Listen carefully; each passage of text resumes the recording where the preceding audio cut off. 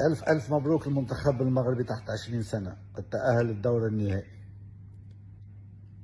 إن شاء الله يفوز بالكأس. وهارد لك المنتخب المصري. اليوم قبل شهر المنتخب تحت 17 سنة فاز بالكأس، المنتخب المغربي مترشح كأس العالم في قطر، وتحت 20 سنة تأهل للدور النهائي وترشح كأس العالم.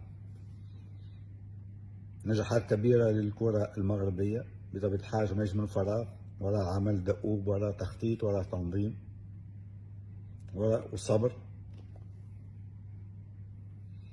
ولازم مسؤولين فاهمين وعارفين شو يعملوا، مش أي مسؤول عنده إمكانية باش يوصلك للنجاحات هذه.